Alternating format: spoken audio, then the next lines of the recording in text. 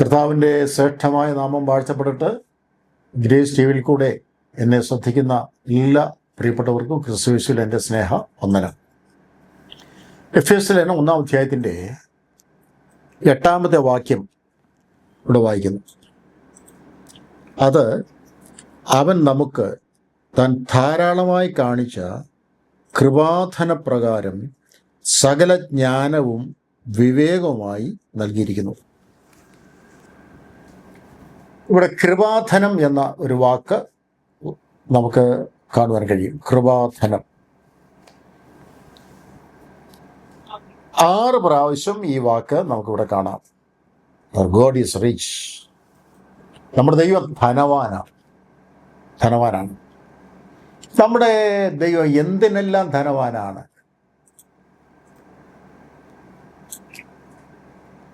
പുതിയ നിയമത്തിൽ നമ്മുടെ കർത്താവ് സമ്പത്തിൽ മാത്രമല്ല സൽഗുണങ്ങളിലും താൻ ധനവാനാണ്. സൽഗുണങ്ങളിൽ യേശു സമ്പന്നൻ എന്ന് നമുക്ക് കാണാൻ സാധിക്കും.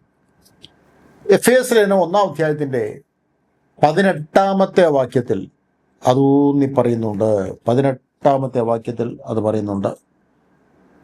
അവിടെ അവൻ്റെ വിളിയാലുള്ള ആശ ഇന്നതെന്നും വിശുദ്ധന്മാരിൽ അവൻ്റെ അവകാശത്തിൻ്റെ മഹിമാധനം ഇന്നതെന്നും എന്ന് പറഞ്ഞിരിക്കുന്നു. മഹിമാധനം. നമ്മുടെ കർത്താവ് മഹിമയിൽ സമ്പന്നനാണ്. എഫേസ്യർ 2:4 കരുണയിൽ സമ്പന്നനാണ്. കരുണാസമ്പന്നൻ. നമ്മൾ പ്രാർത്ഥിക്കുമ്പോഴൊക്കെ ആ വാക്ക് ഉപയോഗിക്കാറുണ്ടല്ലോ, കരുണാസമ്പന്നനായ ഞങ്ങളുടെ ദൈവമേ എന്ന്. അപ്പോൾ കരുണയിൽ സമ്പന്നനാണ്. എന്താണ് കരുണ? നമുക്ക് അർഹതയുള്ളത് തരാതിരിക്കുന്ന കരുണ. അർഹതയുള്ളത് തരാതിരിക്കുന്ന കരുണയെന്ന് പറയുന്നത്. അപ്പോൾ ആ കരുണാസമ്പന്നായ ദൈവം, കരുണയിൽ സമ്പന്നൻ. എഫേസ്യർ 2:6 കൃപയിൽ നമ്മുടെ കർത്താവ് സമ്പന്നനാണ്. കൃപയിൽ സമ്പന്നനാണ്. അതുകൊണ്ട് നമ്മോട് അവൻ കൃപ ചെയ്തു. കൃപയ്ക്ക് വേണ്ടി നമുക്ക് യാചിക്കാം. ധാരാളം കൃപ നമുക്ക് ലഭിക്കാൻ വേണ്ടി പ്രാർത്ഥിക്കാം. നമ്മുടെ കർത്താവ് കൃപയിൽ സമ്പന്നനാണ്. അപ്രമേയമായ ധനത്തിൽ താൻ സമ്പന്നനാണ്. അപ്രമേയ ധനം താൻ സമ്പന്നനാണ്. എൻ്റെ പക്കൽ ധനമുണ്ട്, മാനമുണ്ട്, പുരാതന സമ്പത്തുണ്ട്, നീതിയുണ്ടെന്നൊക്കെ ആധികാരികമായിട്ട് പറയുന്ന അപ്രമേയ ധനമുള്ള നമ്മുടെ വാഴ്ത്തപ്പെട്ട കർത്താവ്. അതുകൊണ്ടാണ് ഒന്നിനെക്കുറിച്ചും വിചാരപ്പെടരുത് എന്ന് പറഞ്ഞിരിക്കുന്ന വാക്ക് ഇതുകൊണ്ടൊക്കെയാണ്.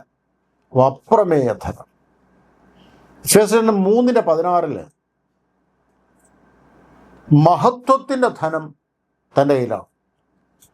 അതിൽ താൻ സമ്പന്നനാണ്. ഇവിടെ സമ്പത്തല്ല പറഞ്ഞിരിക്കുന്നത്, സൽഗുണങ്ങളാണ്. അപ്പോൾ ധനം നമുക്ക് ആവശ്യമാണ്. അതുകൊണ്ടല്ലേ എല്ലാ കാര്യം നടക്കത്തുള്ളൂ. നന്മയും കരുണയും എൻ്റെ ആയുഷ്കാലമൊക്കെ എന്നെ പിന്തുടരും. അത് പുറകെ വന്നോളും. മുന്നമേ അവൻ്റെ രാജ്യനീതി അന്വേഷിക്കുന്ന വിശുദ്ധർക്ക് വേണ്ടത് സൽഗുണങ്ങളാണ്. സൽഗുണങ്ങൾ. നമ്മുടെ കർത്താവ് സൽഗുണങ്ങളുടെ പിതാവാണ്. ഇവിടെ സമ്പത്തിനേക്കാൾ പ്രാധാന്യമായി പറഞ്ഞിരിക്കുന്നത് സൽഗുണങ്ങളാണ് കർത്താവിൻ്റെ.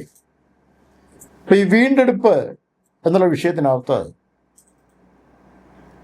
ദൈവത്തിൻ്റെ ജ്ഞാനത്തിൻ്റെ ഏറ്റവും വലിയ പ്രദർശനം, ദൈവജ്ഞാനം, ആ ജ്ഞാനത്തിൻ്റെ ഏറ്റവും വലിയ പ്രദർശനം എന്ന് പറയുന്നത് പുത്രനെ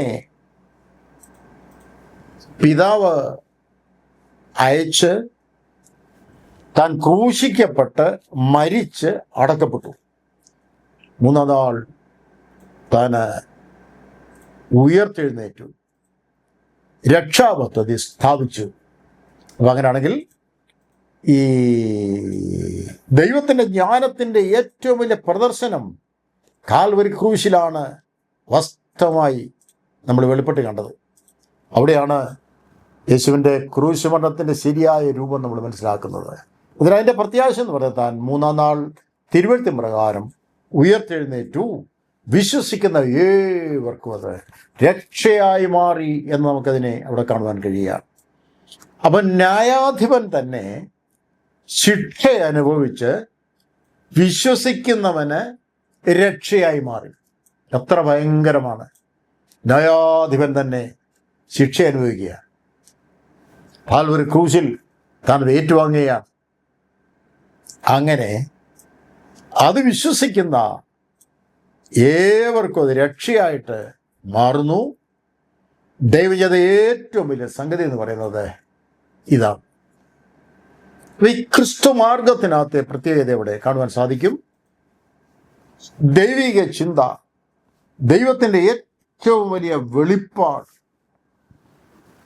പ്ലാൻ ഓഫ് റിഡംഷൻ, അതവിടെ കാണാൻ സാധിക്കുകയാണ്.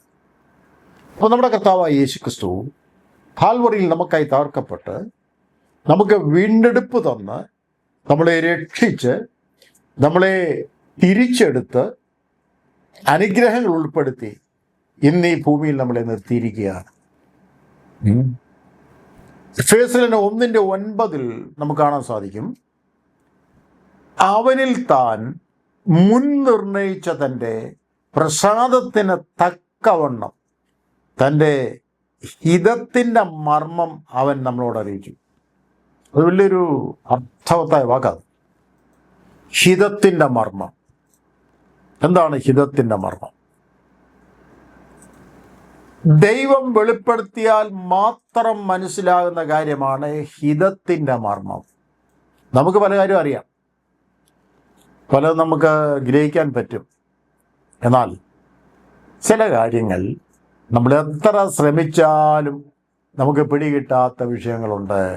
അപ്പോൾ ഇവിടെ ഹിതത്തിൻ്റെ മർമ്മം എന്നവിടെ നാം പറഞ്ഞിരിക്കുന്നത്, ഒന്നുകൂടെ ഞാൻ പറയാം, ദൈവം വെളിപ്പെടുത്തിയാൽ മാത്രം മനസ്സിലാകുന്ന കാര്യത്തിനാണ് ഹിതത്തിൻ്റെ മർമ്മം എന്ന് ഇവിടെ പറഞ്ഞിരിക്കുന്നത്. വീണ്ടെടുപ്പ് എന്ന് പറയുന്നത് ദൈവത്തിൻ്റെ മനസ്സിൽ മാത്രം ഉരുത്തിരിഞ്ഞ ഒരു ആശയമാണ്. വീണ്ടെടുപ്പ് ആരോടും ദൈവം അഭിപ്രായം ചോദിച്ചില്ല, ആരോടും ആലോചന ചോദിച്ചില്ല. യഹൂദനും ജാതിയും ഒരുമിച്ച് ചേർന്ന ദൈവസഭ എന്ന മർമ്മം. അപ്പോൾ അത് ആരുടെയും ചിന്താഗതിക്കകത്ത് ഒതുങ്ങിയൊരു കാര്യമായിരുന്നില്ല. ഹിതത്തിൻ്റെ മർമ്മം എന്നോട് വിശേഷിപ്പിച്ചിരിക്കുന്ന ഭാഗം ദൈവം മനസ്സിലാക്കിയാൽ മാത്രം മനസ്സിലാകും. അപ്പോസ്തലനായ പൗലോസ് പഴയ നിയമ വിശുദ്ധന്മാർക്ക് വെളിപ്പെട്ട് കിട്ടാഞ്ഞൊരു മർമ്മം ആത്മാവിനാൽ എനിക്ക് വെളിപ്പെട്ട് കിട്ടി എന്ന് താൻ പറയുന്നത്, യഹൂദനും ജാതിയും ഒരിക്കലും സമ്പർക്കമില്ലാതിരുന്നപ്പോൾ യഹൂദനും ജാതിയും ചേർന്ന് ഒരുമിച്ചുള്ള ഒരു ദൈവസഭ എന്ന മർമ്മമാണ്. അത് സാധാരണക്കാർക്ക് വെളിപ്പെട്ട് കിട്ടാവുന്നപ്പോൾ പൗലോസിന് ആത്മാവിനാൽ ദൈവം അത് വെളിപ്പെടുത്തി. അത് ഹിതത്തിൻ്റെ മർമ്മമാണ്. ഹിതത്തിൻ്റെ മർമ്മം ദൈവം മനസ്സിലാക്കി കൊടുത്തു. ആ അപ്രമേയ ധനത്തെപ്പറ്റി താൻ പ്രസംഗിച്ചതുകൊണ്ടാണ് താൻ ജയിലറയിൽ കിടക്കേണ്ടി വന്നത്. എന്ന് പറഞ്ഞാൽ യഹൂദന് ജാതി ഒരിക്കലും ഒരുമിച്ച് ചേർന്ന് നിൽക്കുന്ന ഒരു അനുഭവം ഇല്ല. പ്രമാണം വേറെ. എന്നാൽ ഇപ്പോഴത്തെ യേശുവിൻ്റെ ക്രൂശ് മണ്ഡലത്തിൽ കൂടെ ആ യഹൂദനും ജാതി എന്നുള്ള നടുച്ചുവരെ ഇടിച്ചു കളഞ്ഞിട്ട് ക്രിസ്തുവിൽ അവരെ ഒന്നാക്കി മാറ്റി യഹൂദനും ജാതിയും കൂടെ ചേർന്ന് ഒരുമിച്ചുള്ള ദൈവത്തിൻ്റെ സഭ, ആ സഭയെന്ന മർമ്മം അത് ദൈവം ആത്മാവിനാൽ പൗലോസിന് വെളിപ്പെടുത്തി കൊടുത്തതുകൊണ്ടാണ് പൗലോസ് അത് പ്രസംഗിച്ചത്, അതിനുവേണ്ടി നിന്നത്. അതാണ് ഹിതത്തിൻ്റെ മർമ്മം എന്ന് പറഞ്ഞിരിക്കുന്നത്. ഇതുപോലെ നമ്മളും പ്രാർത്ഥിക്കണം, ദൈവമേ ഞാൻ ചിന്തിച്ചാൽ മനസ്സിലാകാത്തത് ദൈവം വെളിപ്പെടുത്തിയാൽ മാത്രം മനസ്സിലാകുന്നത്, അങ്ങനെയുള്ള മാർമിക കാര്യങ്ങളെ എനിക്കങ്ങ് വെളിപ്പെടുത്തി തരണമേ എന്ന് പ്രാർത്ഥിക്കുന്നെങ്കിൽ ഈ ദിവസങ്ങളിൽ ഇതുപോലെ അനേക കാര്യങ്ങൾ മറഞ്ഞിരിക്കുന്നത് അനേകർക്ക് വെളിപ്പെട്ട് കിട്ടാത്തത് ഈ ദിവസങ്ങളിൽ ദൈവം നമുക്ക് വെളിപ്പെടുത്തി വിവാദക്കോണം. നമ്മുടെ ദൈവം വിശ്വസനാണ്, നമുക്കതിനു വേണ്ടി ഏൽപ്പിച്ചു കൊടുക്കണം. യഹൂദനും ജാതിയും ഒരുമിച്ച് ചേർന്ന ദൈവസഭ എന്ന മർമ്മം പൗലോസിന് അത് വെളിപ്പെടുത്തി. എഫേസ്യർ 1:10 നമുക്കത് കാണാൻ സാധിക്കും. അത് സ്വർഗത്തിലും ഭൂമിയിലുമുള്ളത് എല്ലാം പിന്നെയും ക്രിസ്തുവിൽ ഒന്നായി ചേർക്ക എന്നിങ്ങനെ കാലസമ്പൂർണതയിലെ വ്യവസ്ഥയ്ക്കായിക്കൊണ്ട് തന്നെ. എന്താ അതിൻ്റെ അർത്ഥം? പാപനിമിത്തം എന്തെല്ലാം ഡിസോർഡറിലായോ, വേർപെട്ടു പോയോ, ബന്ധങ്ങൾ വിച്ഛേദിച്ചോ, അതെല്ലാം കാലസമ്പൂർണതയിൽ അവിടെ സംഭവിപ്പാൻ പോകുന്നത് ക്രിസ്തുവിൽ ഒന്നായിത്തീരും.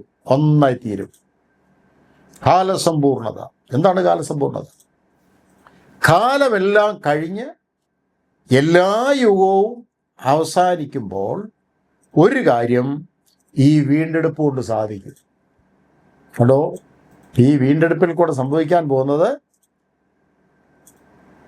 കാലമെല്ലാം കഴിഞ്ഞ് എല്ലാ യുഗവും അവസാനിച്ച് കഴിയുമ്പോൾ ഈ വീണ്ടെടുപ്പ് കൊണ്ട് ഒരു കാര്യം സാധിക്കും. അത് സ്വർഗത്തിലും ഭൂമിയിലുമുള്ള അതെല്ലാം പിന്നെയും ക്രിസ്തുവിൽ ഒന്നായി ചേരുക. അപ്പോൾ ഡിസോർഡറിൽ കിടന്നതിനെ ഓർഡറിലാക്കി എടുക്കുന്ന ദൈവിക പദ്ധതി ഈ വീണ്ടെടുപ്പിനകത്ത് അനുഗ്രഹത്തിൻ്റെ ഏറ്റവും പ്രധാനപ്പെട്ട ഭാഗമാണ് ക്രിസ്തുവിൽ ഒന്നായി തീരുക എന്നത്. അത് പാപനിമിത്തം സ്വർഗവും ഭൂമിയും അകന്നു പോയെങ്കിൽ ഭൂമി ദൈവാധിപത്യത്തിൽ നിന്ന് മാറിപ്പോയി സർവ്വലോകവും ദുഷ്ടന്റെ അധീനതയിൽ ഭരിക്കപ്പെടുന്നു എന്ന് 1 യോഹന്നാൻ 5:19 പറയുന്നു. അങ്ങനെയാണെങ്കിൽ ഇതെല്ലാം ക്രിസ്തുവിൽ ഒന്നായി തീരുമെന്നുള്ളതാണ് വീണ്ടെടുപ്പിൻ്റെ ഏറ്റവും വലിയ അനുഗ്രഹം. ദൈവം നമ്മളെ അനുഗ്രഹിക്കുമാറാകട്ടെ.